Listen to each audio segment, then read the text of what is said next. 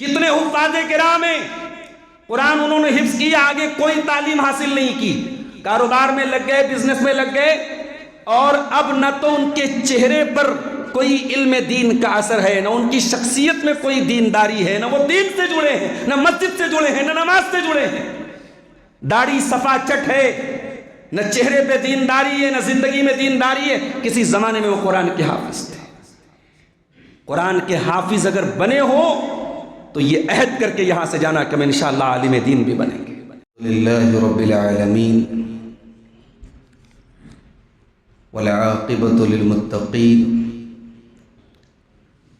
والصلاة والسلام علی سید الانبیاء والمرسلین نبینا محمد وعلی آلہ وصحبہ اجمعین ومن تبعهم بإحسان إلى يوم الدين اما بعد اعوذ باللہ من الشیطان الرجیم بسم اللہ الرحمن الرحیم وقال الرسول یا رب ان قوم اتخذوا هذا القرآن محجورا۔ صدر محترم، علماء کرام، ذمہ داران جمعیت الشبان المسلمین، محترم بزرگوں، نوجوان ساتھیوں، ماں اور بہنوں، پیارے بچوں، آج کا یہ پروگرام جو جمعیت الشبان المسلمین کی سرپرستی میں چلنے والے مدرسہ تحفیظ القرآن الکریم کے دستار بندی کا پروگرام ہے،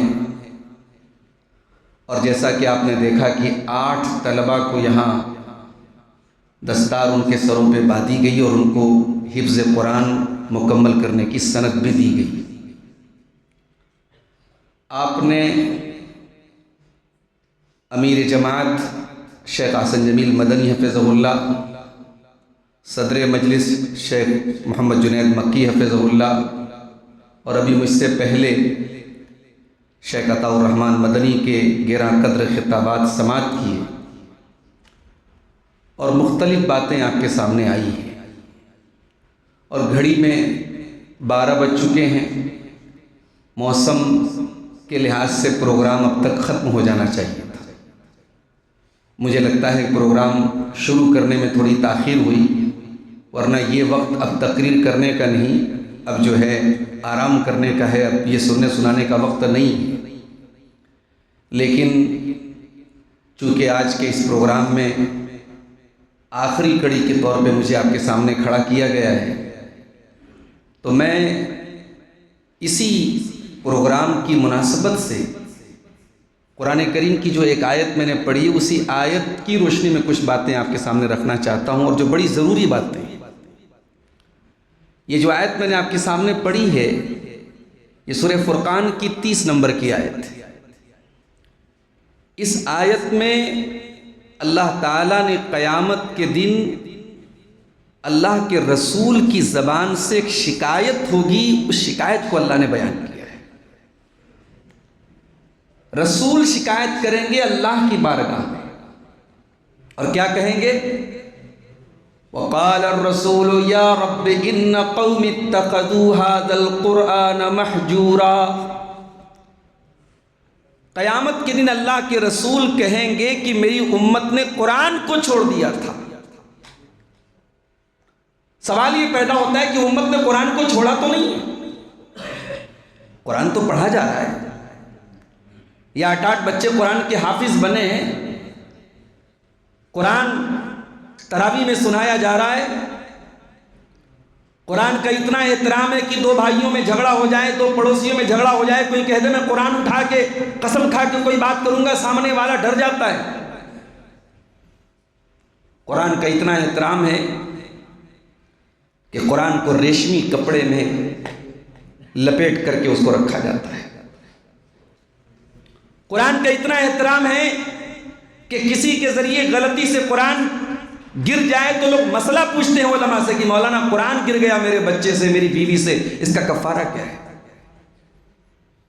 قرآن کا اتنا احترام ہے کہ اگر کمرے میں قرآن رکھا ہوا ہے اور انسان قرآن سے اونچائی پر لیٹا ہے تو لوگ مسئلہ پوچھتے ہیں کہ مولانا کیا قرآن نیچے اور ہم اوپر ہیں تو کیا قرآن کی بے حرمتی تو نہیں ہے؟ قرآن اگر ہمارے پائے کی سائڈ میں رکھا ہوا ہے تو قرآن کی بے حرمتی تو نہیں ہے؟ یہ مسائل اس بات کا ثبوت ہے کہ لوگ قرآن کا احترام کرتے ہیں، قرآن کی عزت کرتے ہیں، قرآن کی قدر کرتے ہیں۔ پھر اللہ کیوں کہہ رہا ہے؟ پھر رسول کیوں شکایت کریں گے قیامت کے دن؟ وقال الرسول یا رب ان قوم اتخذوا هذا القرآن مہجورا۔ قیامت کے دن رسول کہیں گے میری امت نے قرآن کو چھوڑ دیا۔ یہ سوال غور کرنے کے قابل ہے میرے بھائیوں کہ ہم نے قرآن کو چھوڑا کیسے ہے؟ میرے عزیزوں، یہ جتنے بچے ہمارے قرآن کے حافظ بنے میں سب سے پہلے ان کو مبارکباد دیتا ہوں، لیکن ایک بہت بڑا کوسچن مارک ہے ہمارے سماج کے۔ آج ہر سال ہمارے اداروں سے بچے قرآن کے حافظ بن کے نکل رہے ہیں، اور مساجد کی تعداد تو ظاہر ہے کہ اتنی تو نہیں بڑھ رہی جتنے حفاظ کی تعداد بڑھ رہی ہے۔ ہم بنارس میں دیکھتے ہیں کہ ایک مسجد میں 2 حفاظ تراویح پڑھا رہے، اس کے باوجود سینکڑوں کی تعداد میں صرف بنارس میں جانتا ہوں ایسے حفاظ کو جو تراویح نہیں پڑھاتے، اور سینکڑوں ایسے حفاظ کو میں جانتا ہوں جو قرآن کے حافظ تھے اور اب قرآن بھلوا چکے ہیں۔ قرآن کا حفظ کرنا جتنی بڑی سعادت اور فضیلت اور ثواب کی چیز ہے، قرآن کو بھلا دینا اتنی ہی بڑی وعید کی چیز ہے میرے بھائی۔ قرآن یاد کر لینا بہت آسان ہے، اللہ نے قرآن کو آسان بنایا ہے یاد کرنے کے۔ ابھی مئو کے ہمارے مہمان لوگ آئے تھے، اسی مئو میں ایک شخصیت گزری ہے حافظ عبدالعلی اظہری رحمۃ اللہ علیہ، ہمارے استاد ڈاکٹر مرتضی حسن اظہری کے وہ رشتہ دار تھے، غالباً خالہ زاد بھائی تھے۔ مئو کی ڈومن پورہ کی مسجد میں اتفاق سے جو رمضان میں تراویح پڑھانے والے حافظ تھے وہ بیمار ہو گیا، نہیں آ پائے، اور حافظ عبدالعلی صاحب اس وقت مصر میں پڑھتے تھے۔ وہ آئے اپنے محلے کے مسجد میں، دیکھا حافظ نہیں، لوگ پریشان ہیں، اس زمانے میں حافظ کم ہوتے تھے۔ انہوں نے روزانہ 1 پارہ قرآن یاد کیا اور تراویح پورے مہینے انہوں نے 1 پارہ یاد کر کے تراویح میں سنا دی، قرآن کے حافظ بن گئے۔ وہ ایک رمضان میں قرآن کے حافظ بن گئے۔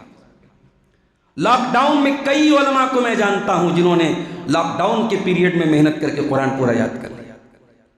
قرآن کا یاد کر لینا اللہ تعالیٰ نے اس کو آسان بنایا ہے۔ مشکل کام ہے قرآن کے حفظ کو برقرار رکھنا۔ میں اپنے ان عزیز حفاظ کرام سے کہنا چاہتا ہوں، اللہ کے واسطے اس قرآن کی حفاظت کرنا، اس کو سینے میں بسا کے رکھنا، تراویح پڑھانے کا موقع ملے نہ ملے، قرآن کبھی بھولنے نہ پائے، قرآن کا دور کرتے رہنا، قرآن کو دہراتے رہنا۔ اسی بنارس میں ہماری جماعت کے بڑے بزرگ ہیں حافظ عبدالمتین صاحب جلالی پورہ میں، میں سمجھتا ہوں 90 سال سے ان کی کم عمر نہیں ہے۔ سنت نمازیں وہ آج بھی پڑھتے ہیں۔ ہم لوگ مغرب کے بعد 2 رکعت 5 منٹ میں خالی ہو جائیں گے، حافظ صاحب 15 منٹ تک سنتیں پڑھتے ہیں۔ آپ پوچھئے کہ اتنی لمبی کیوں سنتیں پڑھتے ہیں؟ حافظ صاحب کہتے ہیں میں سنت نمازوں میں پورے قرآن کا دور کرتا رہتا ہوں، کنٹینیو جتنی نوافل اور سنتیں میں پڑھتا ہوں قرآن کا دور کرتا رہتا ہوں۔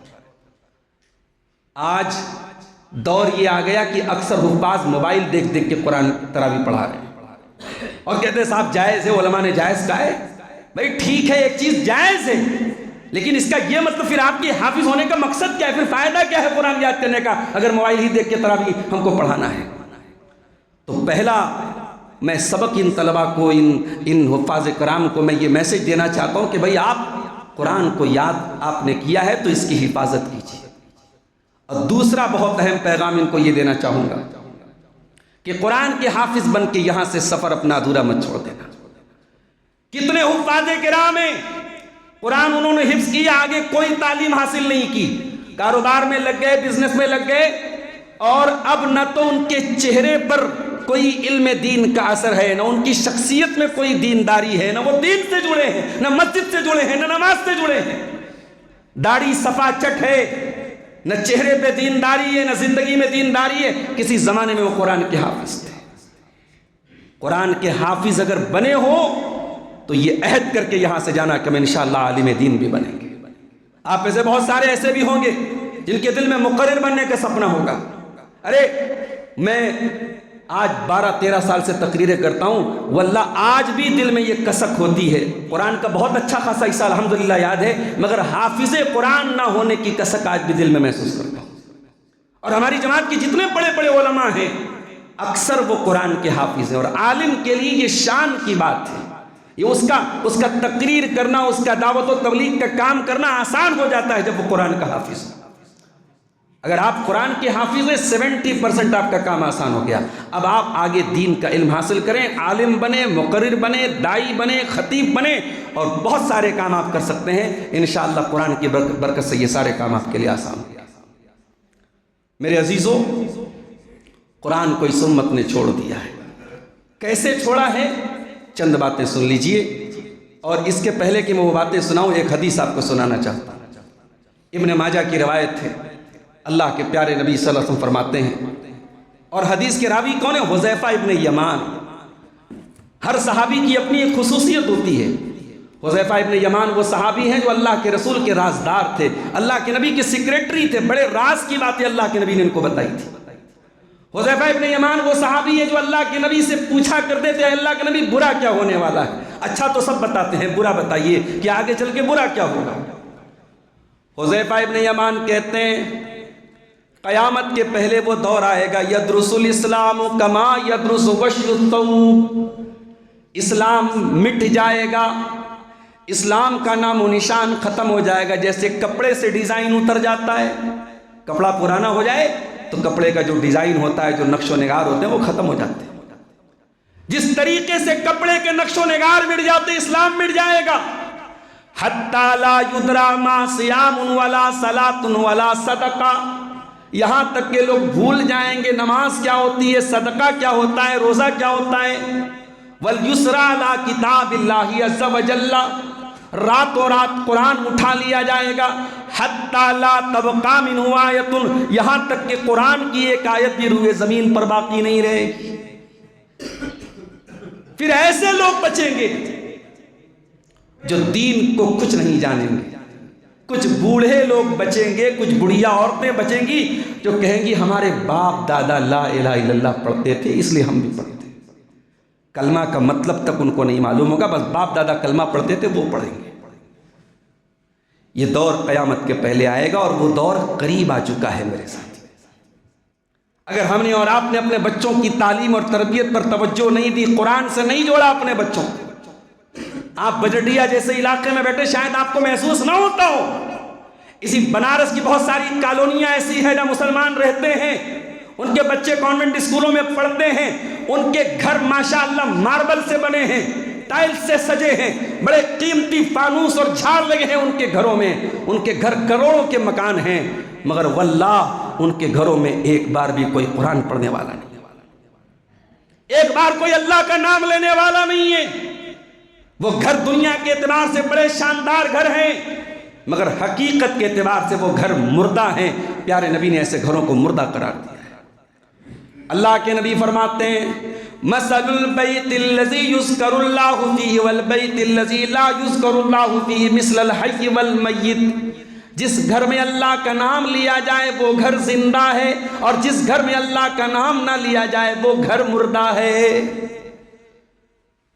آج افسوس کی بات ہے، آج ہمارے گھروں میں بھی کوئی قرآن کی تلاوت کرنے والا نہیں. نہ جوان قرآن پڑھ رہے ہیں، نہ بزرگ قرآن پڑھ رہے ہیں، علماء تک قرآن نہیں پڑھ رہے. مجھے کبھی کبھی ہم اپنے آپ پر بھی ہم غور کریں کہ آج ہم لوگ بھی قرآن کو کب کھولتے ہیں. تقریر کرنا ہے، کوئی تیاری کرنا ہے، کسی موضوع پر آیتیں دیکھنی ہے تب ہم قرآن دیکھتے ہیں. کسی کو نماز پڑھانا ہے، جو سورتیں پڑھانی ہے وہ قرآن دیکھ رہا ہے. حالانکہ ہم سے پہلے کے جو ہمارے بزرگ تھے، مجھے یاد ہے میں نے اپنے دادا کا ایک زمانہ پایا تھا. ہمارے دادا بہت پڑھے لکھے نہیں تھے، لیکن جماعت کے بڑے خدمتگاروں میں ان کا نام آتا تھا. میں روزانہ دیکھتا تھا کہ دادا ہمارے جو ہے قرآن کا ایک حصہ وہ ضرور تلاوت کر کے اپنے دن کی شروعات کرتے. حالانکہ وہ بہت کم پڑھے لکھے آدمی تھے. وہ قرآن ایک ایسی کتاب ہے آپ بغیر سمجھے بھی پڑھیں گے تب بھی ثواب ملے گا. دنیا کی کسی اور کتاب کو بغیر سمجھے آپ صرف ریڈنگ کریں کوئی مطلب نہیں ہے، لیکن قرآن صرف آپ ریڈنگ کریں گے تو بھی یہ قرآن آپ کے کام آئے گا. اور یہ قرآن وہاں کام آئے گا جہاں آپ کا مال آپ کے کام نہیں آئے گا، آپ کے بچے آپ کے کام نہیں آئے گا. جس دن آپ مر جائیں گے، قبر میں جائیں گے، آپ کا بیٹا آپ کی مٹی دے کر کے چلا جائے گا، آپ کی بیوی آپ کے اوپر روئے گی، 4 مہینہ 10 دن تک عدت گزارے گی، پھر بھول جائے گی آپ، بیٹیاں بار بار مائکے آئیں گی، ابا کا نام لیں گی، پھر ایک وقت آئے گا وہ بھی بھول جائیں گی۔ اس قبر کی کال کوٹری میں، اس اندھیرے میں یہ قرآن آپ کے کام آئے گا۔ اللہ کے نبی فرماتے ہیں قبر میں جب منکر نکیر آئیں گے اور پوچھیں گے تیرا رب کون ہے، تیرا نبی کون ہے، تیرا دین کیا ہے، اور بندہ جب صحیح جواب دے گا تو فرشتہ پوچھے گا کہ تجھے ان تینوں سوالوں کا جواب کیسے پتا چلا؟ تو بندہ کہے گا قرأت کتاب اللہ، میں نے اللہ کی کتاب کو پڑھا تھا، قرآن کو پڑھا تھا میں نے، قرآن قبر میں کام آیا، اور قرآن میدان محشر میں بھی کام آئے گا۔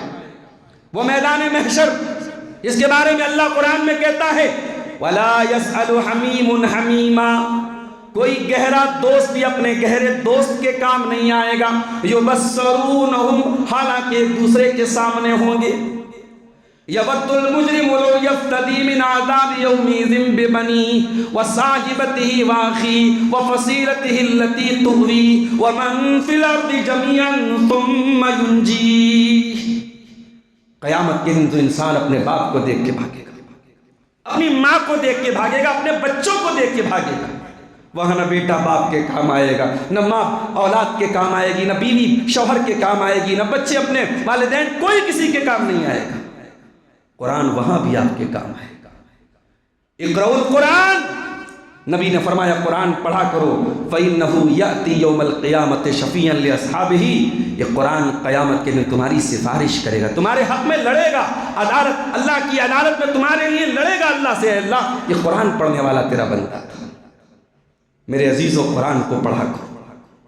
بہت بزی ہو زندگی میں، بہت میں مانتا ہوں زندگی ہماری بہت بزی ہوگی، کچھ ہمارے کام دھندے نے بزی کر دیا، کچھ ہمیں انسٹاگرام نے بزی کر دیا، کچھ فیس بک نے بزی کر دیا، کچھ واٹس ایپ نے بزی کر دیا، کچھ سوشل میڈیا نے بزی کر دیا۔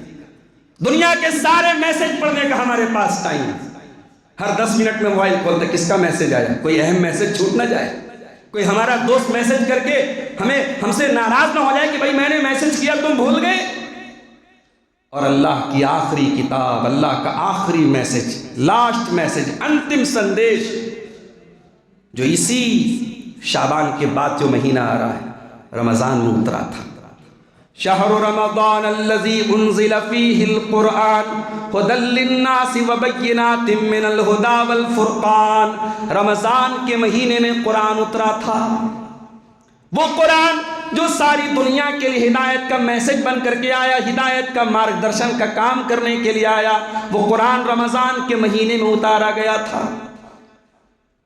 کبھی کبھی رمضان میں ہمارے پاس میسج آتا ہے، کال آتا ہے، مولوی صاحب یہ ارطغرل کا ڈرامہ رمضان میں دیکھنا کیسا ہے؟ پچھلے سال ساؤتھ انڈیا میں تھا رمضان میں، وہاں کچھ دوستوں نے مسئلہ پوچھا، وہ کوئی فلم ہے صحابہ کے دور، اللہ کے نبی کی سیرت کے دور میں فلم بنی ہے، دا میسج نام ہے اس کا۔ تو کچھ لوگ کہتے ہیں مولوی صاحب رمضان میں وہ ہمارے یہاں وہ فلم بہت لوگ دیکھتے ہیں کہ بھئی رمضان میں بالی ووڈ کی فلم دیکھنا تو گناہ کا کام ہے، یہ فلم دیکھے اس میں ثواب ملے گا۔ کوئی ارطغرل کا ڈرامہ دیکھ رہا ہے، کوئی دا میسج دیکھ رہا ہے۔ امام مالک رحمت اللہ علیہ نبی کی مسجد میں درس دیتے ہیں، قرآن اللہ کے نبی کی حدیثیں پڑھاتے ہیں۔ ابھی شیخ احسن جمیل مدنی حفظہ اللہ تشریف لے گئے، وہی امام مالک کی ایک کتاب ہے موطا امام مالک، اس کی عربی میں شیخ شرح لکھ رہے ہیں، ابھی انشاءاللہ بہت جلد منظر عام پہ آئے گی، اللہ تعالیٰ اس آسان کرے، ہم سب کے لیے اس کا پڑھنا آسان ہو جائے، علماء کو اس سے فائدہ پہنچے۔ امام مالک رحمت اللہ علیہ مسجد نبی میں حدیث کا درس دیتے تھے، ہزاروں لوگ ان سے سیکھنے آتے تھے، لیکن رمضان کا مہینہ آتا تھا تو امام مالک کہہ دیتے تھے مدرسہ بند ہے بھائی، مدرسہ بند ہے، حدیث نہیں پڑھائی جائے گی۔ ایک مہینہ امام مالک حدیث کا درس بن کر دیتے تھے، اور ایک مہینہ صرف قرآن پڑھتے تھے، قرآن پر غور کرتے تھے۔ میرے ساتھیوں، آنے والے رمضان میں کوشش کرو جتنا کثرت سے ہو سکے قرآن کو پڑھو میرے بھائی، اور عام دنوں میں بھی 24 گھنٹوں میں کوئی 1 گھنٹہ نکالو، آدھا گھنٹہ نکالو، 15 منٹ نکالو، دن کی شروعات کرو قرآن پڑھنے سے۔ ہمیں قرآن کب یاد آتا ہے؟ جب بچہ بیمار ہو جائے تب ہم کہتے ہیں مولوی صاحب پڑھ کے دم کر دیجیے۔ جب ہمیں یہ لگتا ہے کاروبار میں برکت نہیں ہو رہی تب ہم کہتے ہیں کہ مولوی صاحب کوئی دعا بتا دیجیے پڑھ دے کاروبار میں برکت۔ ارے تم روزانہ قرآن پڑھو، اس بات کا انتظار مت کرو کہ بچہ بیمار ہو جائے گا تب ہم قرآن پڑھیں گے. اپنے گھروں کی شروعات، اپنے کاموں کی شروعات قرآن سے کرو میرے پیارے ساتھی. اور قرآن کو صرف پڑھنا نہیں ہے، قرآن پر غور بھی کرنا ہے. جب اس قرآن پر غور کرو گے تو دل کے لاک کھلتے چلے جائیں گے. موبائل کو کھولنے کے لیے ہم پاسورڈ ڈالتے ہیں، لاک کوڈ ڈالتے ہیں، پیٹرن ڈالتے ہیں. دل بھی ہمارے لاک ہو چکے ہیں. اور دل کا پیٹرن کیا ہے، دل کا لاک کوڈ کیا ہے؟ افلا یتدبرون القرآن ام علی قلوب اقفالها. تم قرآن کے اوپر غور کیوں نہیں کرتے؟ کیا تمہارے دلوں پر تالے لگے ہوئے ہیں؟ دلوں کا تالا اگر کھولنا ہے تو قرآن پر تدبر کرو میرے بھائیو، قرآن پر غور. تو قرآن کو ہم نے چھوڑا ہے کیسے؟ قرآن پڑھتے نہیں ہیں، پڑھتے ہیں تو قرآن پر غور نہیں کرتے. اور تیسرا کام جو ہم نہیں کرتے، قرآن پر عمل نہیں کرتے. قرآن صرف تبرک کی کتاب نہیں ہے، صرف پڑھ کے دم کرنے کی کتاب نہیں ہے، صرف آئیڈیالوجی کی کتاب نہیں ہے. قرآن عمل کی کتاب ہے. قرآن راستہ بتاتا ہے، قرآن منہج بتاتا ہے، قرآن زندگی گزارنے کا طریقہ بتاتا ہے. قرآن کہتا ہے ان اللہ یأمرکم ان تؤدوا الامانات الی اہلہا، امانت دار بنو. قرآن کہتا ہے وقولوا للناس حسنا، لوگوں سے بات کرو تو اچھے انداز میں بات کرو. قرآن کہتا ہے اپنے رشتہ داروں کے ساتھ صلہ رحمی کرو. قرآن ایمانداری سکھاتا ہے، قرآن سچائی سکھاتا ہے. ہم ایک نمبر کے بے ایمان بن چکے ہیں، کرپٹ بن چکے ہیں. ہمارے رشتہ داروں میں دراریں پڑی ہیں، بھائی بھائی سے ناراض ہے، پڑوسی پڑوسی سے مقدمہ بازی کر رہا ہے، بھائی بہن کا حق مار کے بیٹھا ہے. یہی قرآن ہمیں وراثت کا قانون بتاتا ہے. آج الحمدللہ ہم نماز پڑھتے تو ماشاءاللہ پورے سینے پر ہاتھ باندھ کے آمین زور سے بولتے ہیں. تراویح 8 رکعت پڑھتے ہیں. ہم تو ہر چیز میں سنت رسول کی پابندی کی بات کرتے ہیں. ہمارے شادی بیاہ میں وہ سنت رسول کی پابندی کہاں چلی جاتی ہے؟ وہاں تو کہتے ہیں نہیں صاحب ہمارے ہاں جو رسم ہے وہ ہم نبھائیں گے. ہم اپنے کاروبار میں کیوں بھول جاتے ہیں نبی کی تعلیمات کو، قرآن کی تعلیمات کو؟ ہم کیوں بھول جاتے ہیں وراثت کے مسئلے میں؟ باپ مر گیا، باپ کی طرف سے آپ مسجدوں میں چندہ دے رہے ہو، مدرسوں میں چندہ دے رہے ہو تاکہ باپ کو ثواب ملے. ارے اگر آپ کے باپ نے آپ کی بوا کو ان کا حق نہیں دیا تو پہلے اپنی بوا کو ان کا حق دو تاکہ آپ کے باپ کو قبر میں سکون ملے. آپ اپنی بہن اور بیٹی کو اس کا حق دو تاکہ آپ قیامت کے دن نہ پکڑے جائیں. یہ وراثت کا قانون بھی ہی قرآن ہمیں بتاتا ہے میرے ساتھ. قرآن عمل کی کتاب ہے. حضرت علی کہتے ہیں لا نتجاوز 10 آیات حتی نتعلمہن ونعمل بہن. ہم 10 آیتیں پڑھتے تھے، پہلے ان 10 آیتوں کو سیکھتے تھے، ان پر عمل کرتے تھے، تب 11ویں آیت کا نمبر آتا. 10 آیتیں سیکھنے کے بعد عمل کرتے تھے، اس کے بعد 11ویں آیت کا نمبر آتا تھا. صحابہ کرام قرآن پر عمل کیا کرتے تھے میرے پیارے ساتھی. اس قرآن کے ساتھ ہم نے ایک اور ظلم کیا ہے، اور وہ ظلم کیا ہے؟ ہم نے قرآن کو جسمانی بیماریوں کی شفا بنا کے رکھا. ٹھیک ہے، یقیناً جسمانی بیماریوں میں بھی قرآن شفا کے کام آتا ہے. علامہ ابن تیمیہ رحمۃ اللہ علیہ کہتے ہیں سورہ فاتحہ کو بہت بڑی بڑی بیماریوں میں نے پڑھا اور مجھے آرام ملا. جسمانی بیماریوں کے لیے بھی قرآن شفا ہے، لیکن قرآن اصل میں کس چیز کے لیے شفا ہے؟ وَشِفَاءٌ لِمَا فِي الصُّدُورِ. یہ دل کی بیماریوں کے لیے شفا ہے. یہ ہمارے دلوں میں جو دنیا کی محبت بھری ہوئی ہے، یہ ہمارے دلوں میں جو بغض بھرا ہوا ہے، جو کینہ بھرا ہوا ہے، جو کپٹ بھرا ہوا ہے، یہ ہمارے دلوں میں جو خود غرضی ہے، یہ ہمارے دلوں میں جو دنیا پرستی ہے، یہ ہمارے دلوں میں جو حرص و ہوا ہے، دل کی بیماریوں کو، دل کو فلٹر کرنا ہے، دل کو پاک کرنا ہے تو قرآن سے اپنا تعلق جوڑ دو میرے عزیز. قرآن سے اپنا تعلق جوڑ دو. قرآن کے اوپر قرآن پڑھنا شروع کر دو. یہ قرآن تو وہ کتاب ہے. اللہ کہتا ہے لو انزلنا هذا القرآن على جبل لرأيته خاشعا متصدعا من خشية الله. اس قرآن کو کسی پہاڑ پر بھی اتارتے تو پہاڑ بھی اللہ کے خوف سے چور چور ہو جاتے. ارے ہمارے دل کی اوقات کیا ہے؟ یہ دل تو گوشت پوست کا بنا ہوا معمولی سا نازک سا دل ہے. جب پہاڑ اس قرآن سے چور چور ہو سکتا ہے تو ہمارے دل کی کیا اوقات ہے؟ یہی قرآن سن کر کے حضرت عمر جیسا کٹھور دل کا آدمی ایمان لے آیا. یہی قرآن سن کر کے فضیل ڈاکہ ڈالنے گیا تھا، عزت لوٹنے گیا تھا، کسی کی آبرو لوٹنے گیا تھا، کسی گھر پر حملہ کرنے گیا تھا. رات کا سناٹا تھا اور کوئی اللہ کا بندہ قرآن کی آیت پڑھتا ہے سورہ حدید کی الم یأن للذین آمنوا ان تخشع قلوبہم لذکر اللہ. اے ایمان والو، کیا ابھی وہ وقت نہیں آیا کہ اللہ کا کلام سن کر کے تمہارے دل پگھل جائیں؟ فضیل ڈاکو اپنے زمانے کا بہت بڑا ڈاکو تھا، اس کے کانوں میں قرآن کی آیت پڑی، اس کے دل نے کہا کہ نہیں، اب وہ وقت آ چکا ہے، تو توبہ کر لے، تو سدھر جا۔ اس مکان پہ ڈاکہ ڈالنے گیا تھا، نیچے اترا، بارش ہونے لگی، ایک جگہ لوگ بارش سے بچنے کے لیے اکٹھا تھے، یہ بھی وہیں جا کے کھڑا ہو گیا، بارش رک گئی، لوگ جانے لگے، کچھ لوگوں نے کہا رے مت جاؤ، یہیں رات گزارو، یہ فضیل ڈاکو کا علاقہ ہے، کہیں ہمارا مال نہ لوٹ لے، کہیں ہمارا سامان نہ لوٹ لے۔ فضیل ڈاکو نے آسمان کی طرف نگاہیں اٹھائی، کہا اے اللہ، تیرے بندے تجھ سے نہیں ڈرتے ہیں، مجھ سے ڈرتے ہیں۔ اللہ، میں اتنا برا ہوں، میں اتنا ظالم ہوں، میری ہیبت ایسی لوگوں کے دلوں میں ہے، لوگ سفر نہیں کرتے ہیں میرے ڈر سے۔ فضیل ڈاکو سچی توبہ کرتا ہے اور حرم میں آتا ہے اور خانہ کعبہ سے چمٹ چمٹ کر کے روتا ہے اور اپنے گناہوں سے سچی توبہ کرتا ہے اور اپنے آنسوؤں کا نذرانہ بارگاہ الہی میں پیش کرتا ہے۔ اور وہ فضیل اپنے زمانے کے بہت بڑے عابد و زاہد تابعین میں ان کا شمار ہوتا ہے، اپنے دور کے بہت بڑے نیک اور اللہ والوں میں ان کا شمار ہوتا ہے۔ قرآن نے تو دلوں کی دنیا پلٹی تھی میرے ساتھی، قرآن ہمارے دلوں کی دنیا کیوں نہیں پلٹ رہا ہے؟ جمعہ کے خطبے میں یہی قرآن پڑھا جا رہا ہے، تقریروں میں یہی قرآن پڑھا جا رہا ہے، لیکن یہ قرآن ہمارے دلوں کی دنیا کیوں نہیں پلٹ رہا ہے؟ کیونکہ ہمارے دل بہت سخت ہو چکے ہیں، ہمارے دلوں پر گناہوں کی ایسی پرت چڑھ چکی ہے کہ قرآن ہمارے دلوں پر اثر نہیں کرتا ہے۔ اللہ نے فرمایا ثم قست قلوبکم من بعد ذالک، گناہ کرتے کرتے تمہارے دل سخت ہو گئے ہیں، فہی کالحجارۃ او اشد قسوہ، پتھروں سے بھی زیادہ تمہارے دل کٹھور ہو چکے ہیں۔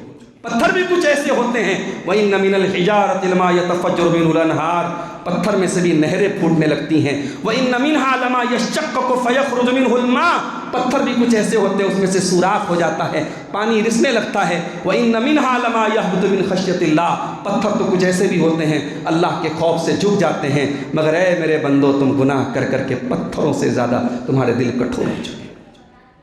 میرے بھائیو، قرآن کو پڑھو، قرآن سے اپنا تعلق جوڑو اور قرآن کو سب سے بڑی نصیحت سمجھو۔ آج تقریریں ہم سنتے ہیں، صاحب فلاں کی تقریر ہمیں بہت اچھی لگتی ہے، قرآن نہیں سننا چاہتے ہم؟ اللہ اللہ، رمضان کا مہینہ ہوتا ہے اور حرم میں کوئی پہنچ جائے اور شیخ عبد الرحمن السدیس کی تلاوت کی آواز کانوں میں پڑے، ہماری زبان عربی ہو نہ ہو، ہمیں عربی آتی ہو یا نہ آتی ہو، مگر وہ آنکھیں کیا جو آنسو نہ بہائیں، وہ دل کیا جو نہ پگھل جائیں۔ یہ قرآن کی برکت ہے، یہ قرآن کی عظمت ہے۔ اور آج شیخ سعود الشریم تو چلے گئے، وہ تو اب حرم کے امام نہیں ہیں، لیکن موجودہ ہی میں حرمین میں آپ دیکھیں ایک بڑی بہترین آواز کے مالک اور بڑے بہترین انداز میں تلاوت کرتے شیخ بدر الترکی حفظہ اللہ، آج ان کی تلاوت کی آواز بھی آپ اگر موبائل پہ لگا کے سنیں میرے بھائیوں، آنکھیں بند کر لیں تو ایسا لگتا ہے کہ ہم حرم میں پہنچ گئے۔ قرآن کو سنا بھی کرو میرے بھائی، دنیا جہان کی چیزیں سنتے ہو جو تمہارے لیے گناہ کا سبب بنتی ہے، ارے قرآن سنا کرو۔ قرآن کو کتابیں سنو گے تو بھی فائدہ ملے گا، اس کی کتاب کا سننا بھی ثواب کا کام ہے۔ اللہ کے نبی اپنے صحابی عبداللہ بن مسعود سے کہتے ہیں عبداللہ مجھے قرآن پڑھ کے سناؤ۔ حضرت عبداللہ کہتے ہیں اللہ کے نبی میں آپ کو قرآن پڑھ کے سناؤں؟ یہ قرآن تو آپ ہی کے اوپر اترا ہے۔ کہا نہیں، میں دوسرے کے منہ سے قرآن سننا چاہتا ہوں۔ عبداللہ بن مسعود بڑی پیاری آواز کے مالک، اچھا بڑے دبلے پتلے بھی تھے، پرسنالٹی بہت ہیوی نہیں تھی، بہت دبلے پتلے تھے، لیکن بہت پیاری آواز میں قرآن پڑھتے تھے۔ اللہ کے نبی ان کی تلاوت کی تعریف کر کر کہتے ہیں کسی کو بالکل تازہ قرآن ابن ام عبد سے سن لے، عبداللہ بن مسعود سے سن لے۔ عبداللہ بن مسعود قرآن کی تلاوت کرتے ہیں اور اللہ کے نبی غور سے سنتے ہیں۔ تلاوت کرتے کرتے سورہ نساء کی اس آیت پر حضرت عبداللہ بن مسعود پہنچتے ہیں، فَكَيْفَ إِذَا جِئْنَا مِن كُلِّ أُمَّةٍ بِشَهِيدٍ وَجِئْنَا بِكَ عَلَىٰ هَٰؤُلَاءِ شَهِيدًا، اے نبی آپ کا کیا حال ہوگا جب ہم ہر امت میں سے ایک گواہ لائیں گے، اور اے نبی آپ کی امت پر ہم آپ کو گواہ بنائیں گے قیامت کے دن۔ عبداللہ بن مسعود کہتے ہیں جب میں اس آیت پر پہنچا میں کیا دیکھتا ہوں، اللہ کے نبی زار و قطار رونے لگے، فَإِذَا عَيْنَاهُ تَذْرِفَانِ، آپ کی دونوں آنکھوں سے آنسو بہنے لگے۔ قیامت کے دن وہ گواہی دینے کی جو ذمہ داری آپ کے کندھوں پر ڈالی جائے گی، اس ذمہ داری کا احساس کر کے، اس ذمہ داری کو سوچ کر کے اللہ کے نبی رونے لگے، اور آپ نے فرمایا حسبک، اے عبداللہ بس کرو، رک جاؤ، اب اس سے زیادہ نہ پڑھو۔ اللہ کے نبی رونے لگے میرے پیارے سے۔ قرآن کو جب آپ غور کر کے پڑھیں گے اور سنیں گے تو آپ بھی اپنی آنکھوں پر کنٹرول نہیں کر پائیں گے۔ میری پیاری ماں اور بہنوں، آپ کو بھی میسج دینا چاہتا ہوں، قرآن پڑھیے۔ جب آپ قرآن پڑھیں گی تو آپ کی آنے والی نسلیں اور اولادیں بھی وہ نیک اور دیندار بنیں گی۔ یہ جو ہمیں شکایت ہے ہماری نوجوان نسل تباہ ہو رہی ہے، یہ نوجوان نسل کیوں نہ تباہ ہو جب مائیں اور بہنیں اور گھروں کی بیٹیاں جب وہ بے راہ ہونے لگے۔ آج افسوس ہوتا ہے، میں ایک دن کسی سرکاری کام سے ودیا پیڑ گیا، دیکھا نقاب پوش لڑکیاں کالج میں ٹہل رہی ہیں اور ان کے پیچھے پیچھے غیر مسلم لڑکے ان کے ساتھ ہنسی مذاق کر رہے ہیں، ٹھٹھا کر رہے ہیں، اور سب باپ بڑا خوش ہے کہ ہماری بیٹی ودیا پیٹ میں BA کر رہی ہے، MA کر رہی ہے۔ اگر یہ ڈگری حاصل کر کے ہماری بیٹیاں بے حیا اور زانیہ اور فاحشہ بنے تو ہمیں ایسی ڈگری نہیں چاہیے میرے ساتھی۔ یہ JRS کوچنگ کا علاقہ بھی، میں صبح وہاں سے گزرا، میڈیکل کی کوچنگ کے ایک سے ایک وہاں کوچنگ کی کلاسز ہیں، کئی مسلمان لڑکیاں اسکارف سے اور نقاب سے تو سمجھ میں آ جاتا مسلمان لڑکیاں ہیں۔ اس دور میں جب کہ ہم روزانہ خبریں سن رہے ہیں کہ مسلمان لڑکیاں غیر مسلم لڑکوں کے جال میں پھنس رہی، مرتد ہو رہی ہیں، اور اتنی ہمارے نوجوان پوسٹیں ڈال رہے ہیں فیس بک پر، واٹس ایپ پر، پھر بھی کوئی کمی نہیں آ رہی ہے۔ آپ جا کے کسی بھی کالج میں جا کے دیکھ لیں، کسی بھی کوچنگ کے علاقے میں جا کے دیکھ لیں، بے حیائی کا وہ بازار گرم ہے میرے ساتھی۔ جس قوم کی بیٹیاں اور جس قوم کے لڑکے تعلیم کے نام پہ بے حیائی اور گندگی کے یہ کام کریں، وہ قوم کہاں سے کامیاب ہوگی میرے ساتھی۔ ہمیں اور آپ کو اپنے بچوں کی تربیت اگر کرنا ہے تو اپنے آپ کو بھی ہمیں فکر کرنی پڑے گی کہ اپنے بچوں کو کہاں لے کے جا رہے ہیں۔ اور آخری بات میرے پیارے ساتھی، قرآن ایک ایسی کتاب ہے جو ہمیں لمٹ میں رکھتا ہے۔ آپ ہائی وے پہ جاتے لکھا رہتا ہے کہ 60 کے آگے آپ کی گاڑی کی لمٹ نہ جائے، کہیں کہ ہائی وے پر کیمرہ لگا رہتا ہے، گاڑی کی لمٹ جہاں زیادہ ہوئی کیمرہ فوراً فوٹو کھینچے گا، اگلے دن موبائل پر میسج آ جائے گا چالان کٹ گئی آپ کی 2000 روپے کی۔ یہاں تو 2000 کی کٹتی ہے، سعودی عرب میں تو 60 ہزار کی 1 لاکھ انڈین کرنسی میں جو ہے وہاں کٹ جاتی ہے پینالٹی۔ وہاں بیچارے جو ڈرائیور لوگ انڈیا پاکستان کے جو گاڑی چلاتے ہیں پریشان رہتے ہیں، کبھی اگر کوئی سگنل ٹوٹ گیا یا کہیں اسپیڈ زیادہ ہو گئی تو جو پینالٹی کٹتی ہے وہ ان کی مہینے کی سیلری سے بھی زیادہ ہوتی ہے۔ میرے پیارے ساتھیوں، دنیا والوں کا بنایا ہوا قانون ہماری ہائی اسپیڈ کو روک لیتا ہے۔ ہم ہیلمٹ لگانا نہیں چاہتے مگر ہیلمٹ لگا کے نکلتے ہیں کہ پولیس ہمیں نہ روکے۔ ہم اسپیڈ سے گاڑی چلا رہے ہوتے ہیں لیکن راستے میں آنے والا بریکر ہماری گاڑی کی اسپیڈ کو سلو کر دیتا ہے۔ قرآن بھی آپ کی زندگی کے سفر میں قرآن بھی آپ کو کچھ ٹریفک رولز بتاتا ہے۔ قرآن کہتا ہے یہ حلال ہے، قرآن کہتا ہے یہ حرام ہے، قرآن کہتا ہے یہ جائز ہے، قرآن کہتا ہے یہ ناجائز ہے، قرآن کہتا ہے اسٹاپ، جہاں قرآن کہہ دے رک جاؤ وہاں رک جایا کرو میرے پیارے ساتھی۔ قرآن کو رہنما بنا لو، قرآن کو ہادی بنا لو، قرآن کو اپنی زندگی کی گائیڈ بنا دو۔ قرآن جہاں کہے چلو تو وہاں چلو۔ قرآن کہتا ہے وَإِذَا قُضِيَتِ الصَّلَاةُ فَانتَشِرُوا فِي الْأَرْضِ، جمعہ پڑھ لیے اب چلو کاروبار میں کام دھندے میں لگ جاؤ۔ قرآن کہتا ہے فَفِرُّوا إِلَى اللَّهِ، کام دھندے کے لیے تو چلنے کا حکم دیا لیکن جب اللہ کا نام آیا تو قرآن نے کہا چلنے سے کام نہیں چلے گا، دوڑ پڑو۔ جب نماز کی بات آئی تو قرآن کہتا فَاسْعَوْا، دوڑ پڑو، اللہ کے ذکر کے لیے دوڑ پڑو۔ تو قرآن جہاں اسپیڈ بڑھانے کا حکم دیتا ہے وہاں اسپیڈ بڑھا لو، قرآن جہاں بریک لگانے کا حکم دیتا ہے وہاں بریک لگا لو۔ ایک واقعہ سنا کے بعد ختم کرتا ہوں۔ حضرت عمر فاروق رضی اللہ تعالیٰ عنہ، کون نہیں جانتا کیا صحابی تھے، کیا ان کی شان تھی، لیکن بڑے غصہ والے صحابی تھے، بڑے جلالی صحابی تھے۔ حضرت عمر کے سامنے ایک آدمی آیا اور بڑے غصے میں کہا یا ابن الخطاب انک ما تأتینا بالجزل ولا تحکم بیننا بالعدل، اے خطاب کے بیٹے تو انصاف نہیں کرتا ہے، ہمیں تحفے تحائف نہیں دیتا ہے، ہمارے ساتھ غلط کرتا ہے۔ حضرت عمر کے اوپر الزام لگا رہا ہے کہ آپ نا انصافی کرتے ہیں۔ پتہ یہ چلا کہ آپ جتنے بھی اچھے بن جائیں ساری دنیا آپ کو اچھا نہیں کہے۔ اس دنیا میں اگر آپ تعریفیں سنتے ہیں تو تنقیدیں سننے کا بھی حوصلہ رکھیں۔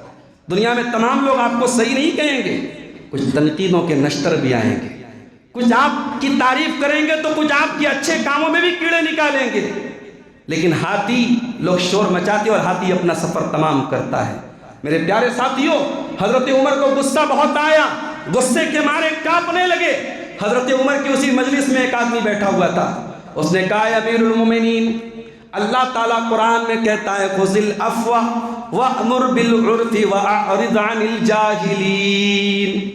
اللہ قرآن میں کہتا ہے اے میرے بندو تم معاف کر دیا کرو، تم معاف کر دیا کرو اور جاہلوں سے کو نظر انداز کر دیا کرو۔ اے امیر المومنین، یہ انسان جاہل ہے، اس نے جو بھی آپ کے ساتھ بدتمیزی کی آپ نظر انداز کر دیجئے، آپ قرآن کی اس آیت کے اوپر عمل کر لیجئے۔ حضرت عمر علی بڑے غصے میں تھے، کانپ رہے تھے۔ جیسے یہ قرآن کی آیت سنی حضرت عمر نے، ان کا سارا غصہ جھاگ کی طرح بیٹھ گیا، بالکل کول ڈاؤن ہو گئے، بالکل ٹھنڈے ہو گئے۔ اور حدیث کے الفاظ ہے، بخاری کی روایت ہے وَكَانَ وَقَّافًا عِنْدَ كِتَابِ اللَّهِ، کہ حضرت عمر قرآن کی آیت جب پڑھی جاتی تھی تو وہیں اسٹاپ ہو جاتے تھے۔ قرآن کا حکم آ گیا، آمنا اور صدقنا فوراً مان لیتے تھے۔ حضرت عمر جتنے بھی غصے والے تھے، مگر جہاں قرآن کی بات آ جاتی تھی خاموش ہو جاتے تھے۔ میرے پیارے ساتھی، قرآن کا صرف ریشم کے کپڑے میں لپیٹ کے رکھ دینا قرآن کا احترام نہیں۔ قرآن کا احترام یہ ہے کہ قرآن پر عمل کریں۔